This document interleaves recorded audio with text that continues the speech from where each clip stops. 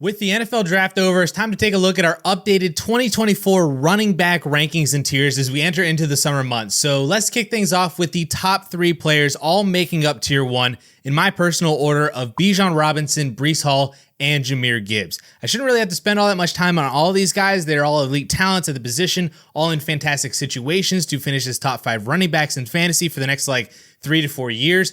Bijan's going to get a massive workload in year 2 in Atlanta without Arthur Smith. Breece Hall is also getting a massive workload in what should be a much better offense in New York under Aaron Rodgers. And while Gibbs is not going to get the 300 plus touch workload that Bijan and Breece Hall are going to get, Gibbs is just going to operate on super high efficiency and touchdown volume with even more room to grow in the receiving department than what he had as a rookie. So all 3 of these guys are absolutely fantastic and more than deserving of being in tier 1. Now tier 2, it's just one guy, Christian McCaffrey, the uber elite Christian McCaffrey. CMC honestly feels like the Tyreek Hill of the running back position. We know he's elite. We know from a production standpoint that he's basically guaranteed a top 3 finish, if not honestly even higher when he's fully healthy. The only issue from a dynasty perspective is just age. It's difficult for me to put CMC and all of his production over other players that are 5 to 6 years younger than him, producing at an ultra high level as well. But again, is Christian McCaffrey. So we are watching a superstar, first ballot Hall of Famer just torch defenses and opposing fantasy teams. So he still has to be a top 5 guy until he's just not doing it anymore. Moving on to tier 3, it's another short tier with only 3 names, starting first with Jonathan Taylor, who feels like he's been on a roller coaster for the past few years because of injuries, bad offenses, bad quarterback play. But at the heart of it all, Jonathan Taylor is still one of the most talented backs in the league. He just turned 25, so he's still moderately young. He has 3 years left on his big extension that he got last year, and the offense might now actually be in a really good place for him to return to that elite 2021 form where he's still very much the focal point of the offense, but he's not the entirety of the offense. And I think that ability to not be the complete center of attention for opposing defenses is really, really going to help out Jonathan Taylor return to elite production in elite form. Next up then is Travis Etienne, another 25-year-old on what I believe is still to be a 3-year deal on his rookie contract if you include that 5th-year option. And we have seen an increase in usage from 2022 to 2023 to the point of elite production last year with nearly 1,500 total yards and 12 total touchdowns, including a very sizable receiving workload as well. And I'm at the point where I can't see something stopping this production outside of just getting hurt again, which is really the same likelihood for any running back. So the Jags have no real incentive to stop feeding Etienne as a true 3-down bell cow running back. I know Doug Peterson has pumped up Tank Bigsby for year 2, but Bigsby is barely relevant to Travis Etienne, and Peterson has also stated that Etienne has even more room for growth in his usage and numbers statistically. So we just have to look at this and say we have an elite 25-year-old former first-round running back with bell cow usage for the next 3 to 4 years in his current situation. How is this guy not a borderline top 5 dude in Dynasty? And to close out tier 3, we have another elite older guy in Saquon Barkley, now on an actually competent and even elite offense that we are hoping does for him what San Francisco did for Christian McCaffrey, which would be absolutely incredible for Saquon Barkley. The difference between the two, though, as to why CMC is top 5 in tier 2 and Saquon is RB7 in tier 3 is because Saquon has been at a lower level of production recently, even lower than Christian McCaffrey was in Carolina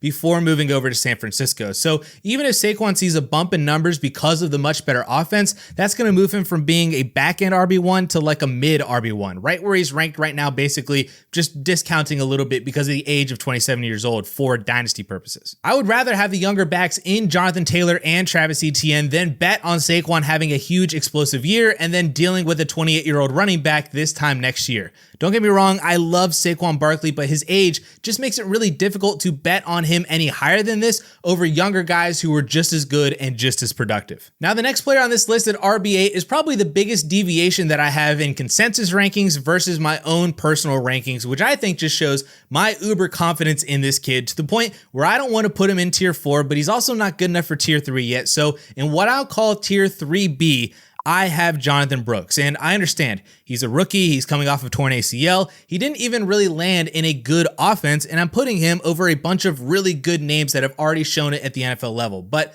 again, this is how confident I am in Jonathon Brooks, the player, and for his long-term career. No, the Panthers offense is probably not great, but I believe in Dave Canales and I believe in his offensive system that made Kenneth Walker a bell cow in Seattle as a rookie and made Rachaad White a bell cow last year in his second year in the league. That is the usage history that we have seen Dave Canales running backs have that Brooks is now coming into. Not to mention that Brooks himself is a fantastic running back prospect who has a complete 3-down skill set as a very smooth runner and a great pass catcher that I think it's really only a matter of time before the rest of the community catches up to this ranking, and we're potentially even talking about him as a potential top 5 Dynasty running back this time next year. I'm just slightly ahead of the curve at this point in time. Tier 4 now is our first of 2 very big tiers in this rankings list, and basically everybody in Tier 4 are young or younger-ish running backs who all have the RB1 role on their team and can all be fantasy RB1s in any given year. It's just their talent or their volume or something is just kind of holding them back from being consistent elite options every single week. So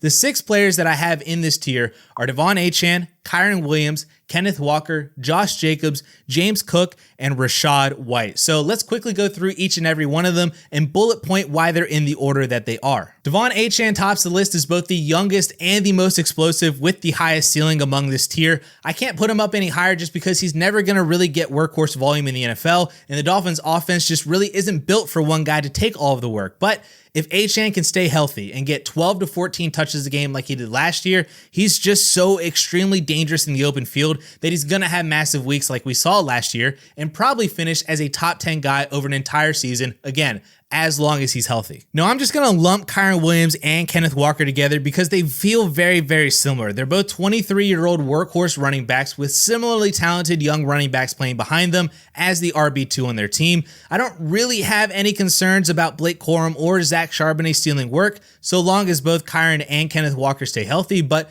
we have seen them both struggle with health at times. We have seen games where they are in a 50-50 split, but we have also seen games where they just have massive, massive volume because the game just flows through them. They score multiple times and they practically win you a week. So I like having them here as good young fringe RB1s who kind of ride that line between being a mid RB1 to a mid RB2. Next up now is Josh Jacobs, the oldest player in this entire tier, and he's really here as a balance of both his historical production of elite fantasy numbers that we've seen, his brand new contract on a much better team in offense than he's had in Vegas, and also then his age. I am a big believer in Josh Jacobs returning to form in Green Bay. I think it's a perfect marriage of his talent with team need and opportunity and on a much better offense than what he had in Vegas. He should find more touchdown equity while maintaining a very similar amount of volume. So he is the oldest guy in this group, as I said at the beginning, but he's young enough and productive enough to warrant being here at the RB12 for me in my rankings. And once again, I'm going to lump James Cook and Rachaad White together, both year 3 players coming off of really big year 2s with just a ton of volume, but that volume really felt like it came more on the back of necessity than actual just raw imposing talent. And that feels safe to say considering the fact that both teams added a decently talented rookie behind each of them in the 2024 draft. Now, I don't really think either rookie cuts all that much into their workload significantly, especially Bucky Irving behind Rachaad White, but I do think that it shows a potential drop in overall volume for them in 2024, which would lower each of their guys' ceilings and become more of a high-end RB2 rather than potential RB1s. So they're still here up in this tier 4, but they're at the back end of this. All right, tier 5 now is another shorter tier of 3 players, all of whom had the potential to be higher on these rankings, but also have certain factors or limitations that could hinder their ability to be more than just a solid RB2. So first up on this list is Isiah Pacheco, who I do think has a case to be in tier 4 right now, but missed a few games with injury last year and also saw a very noticeable uptick in volume, especially receiving volume in the 4 games that Jerick McKinnon missed last year. In those 4 games, Pacheco averaged an extra 3.5 touches per game, including going from 2.9 targets per game all the way up to 5 targets per game. 2 of his 3 100-yard games came in those 4 weeks without Jerick McKinnon, as did 4 of his 7 touchdowns. Now, saying all of that kind of represents the double-edged sword of Isiah Pacheco because Jerick McKinnon is no longer on the team. All they have behind him is Clyde Edwards-Helaire, Derek Prince, and just kind of like a bunch of whatevers. So if Pacheco sees an increased workload because Jerick McKinnon isn't there, then that's fantastic. He more than deservedly needs to be higher on this ranking. But if someone like Clyde Edwards-Helaire or Deneric Prince or somebody else comes in and fills that Jerick McKinnon role, and Pacheco's role stays how it was last year with Jerick McKinnon in the lineup, then he really just isn't anything more than just a good RB2 who averaged around 12.5 to 13 fantasy points per game. So that's kind of why I have him here at the top of tier 5, but just not yet in tier 4 heading into 2024. Now, in kind of a similar dynamic, my RB16 is Javonte Williams, and I'm still holding out hope that year 2 post ACL injury for Javonte is the best season of his career that we've seen so far, because what we saw before Williams tore his ACL was a potential top 10 running back, and even the total volume that he had last year should have led to a potential top 10 finish. It's just Javonte wasn't really physically ready for that type of usage so soon after the knee injury. But that is where my hope for Javonte comes from for 2024. Seeing that similar usage from last year where he averaged 19 touches per game from week 7 on, but as an overall much healthier and stronger player to be more effective with that volume than he was last year. That is my hope for Javonte. That is why I'm hoping that he breaks out in 2024, and I have him up here in tier 5. And then to round out this tier, I have DeAndre Swift coming off of a fantastic year in Philadelphia, basically becoming everything that I wanted him to become in Detroit as a 3-down workhorse, but now he's in Chicago in what feels like a much more crowded backfield on a team that should be much better with all the new weapons that they have, but they still probably are not going to be as good as Philadelphia was last year or is still now. So while I love DeAndre Swift, the player, the situation and overall usage just doesn't really inspire me in Chicago to have him up any higher than RB17. All right, now at RB18, we have the second rookie running back from the 2024 class. And again, I didn't really know where to place him in these tiers. I don't think he's a tier 6 guy, but he's also not proven like all the tier 5 guys. So in tier 5B, I have Trey Benson, the 3rd-round rookie who is set up to take over the workhorse role in Arizona when James Conner leaves in free agency next year. And it's really that hope that I'm holding on to for Benson to have him ranked this high, because if he becomes the same type of workhorse that James Conner has been the last 3 years in Arizona, Benson will be a star in that offense for the type of player and skill set that he brings to the table. He has the size. He has the elite speed. His pass catching ability is actually pretty underrated in my opinion, especially compared to his usage at Florida State. So he has all of everything going on for him, including the workhorse and total volume role that he's going to have to be a stud running back in Arizona.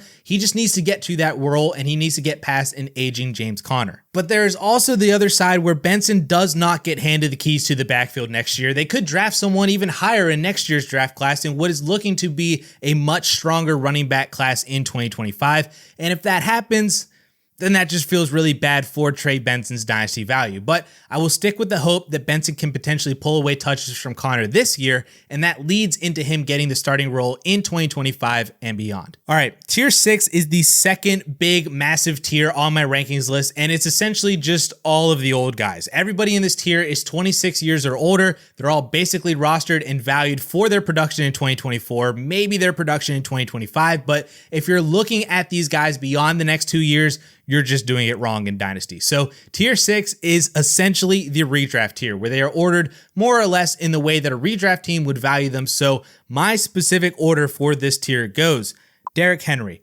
Alvin Kamara, Joe Mixon, David Montgomery, Tony Pollard, Ramondre Stevenson, Najee Harris, Aaron Jones, and Nick Chubb. 9 total players, all 26 to 30 years old, all valued for what they're going to do for you right now in production, and are probably more heavily valued by the contenders in your league. So that's where they all slide in. That's the order that I would put them in. And then tier 7 is the final tier to round out my top 30 overall with 3 players: Jaylen Wright, Brian Robinson, and Tyjae Spears. Jaylen Wright, I believe in strongly as the replacement in the Dolphins offense for Raheem Mostert. If not by the end of this year, then by 2025. Kind of like Trey Benson, just with less overall volume. Although volume may not matter all that much with how efficient the Dolphins offense is, and Wright is just a perfect fit for that role in usage. So long term, I think Jaylen Wright has a very, very high ceiling. Now, Brian Robinson is more of just your standard 2-down back. There's really not much more that he offers from there. From weeks 1 through 12 last year, prior to getting hurt,